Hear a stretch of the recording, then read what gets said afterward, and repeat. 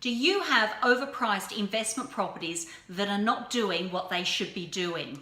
The reason I ask you this question is because I had a load of Australian investment properties, all negative cash flow, thinking that that was the way to go. I had accumulated many of them.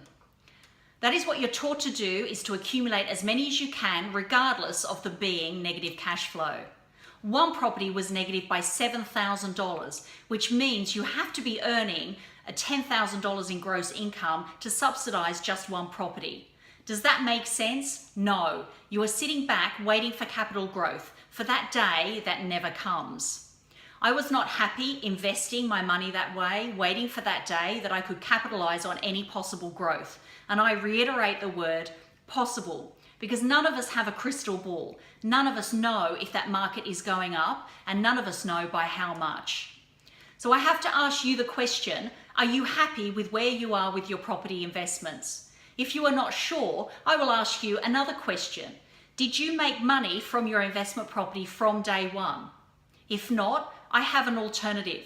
But before I talk about my alternative, I will share with you why I do what I do.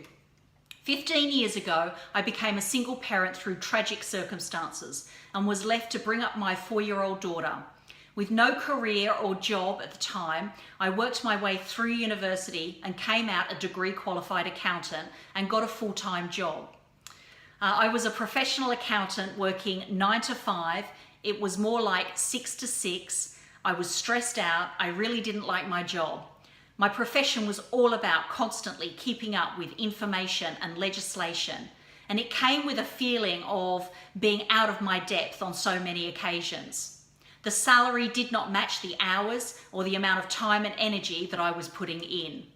I was putting my daughter into daycare, into before school care, after school care, vacation care. I mean, the list went on. I was never able to spend the amount of quality time that I really did want to with her. I was not getting ahead based on the amount of time spent at the office, and the salary was just not enough.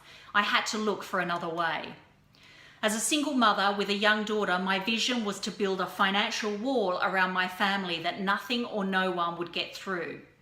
And I asked the question, how was I going to do that? And there was only one answer, and that was to replace a household income. So in 2005, I officially left my job, and I have never been back to a full-time job since. I put myself around the right people, I got the right education, the right coaching, the right mentoring, and started my own international real estate business. It now creates income that comes in regular, month after month after month, and it comes in consistently. I've also coached others to do exactly the same. With all of my skills, knowledge, and experience of building a successful real estate business, I ask you the question, are you happy with your property investments? If you want the freedom and flexibility of being able to create a business that can be operated from anywhere in the world, you need to take some action. Click on the link and it will take you to my website, where I will share with you my report on how to achieve financial freedom buying USA real estate. You will also receive my video training on the 7 steps to buying USA real estate, the 7 steps I used which allowed me to leave my job in 2005 and never go back.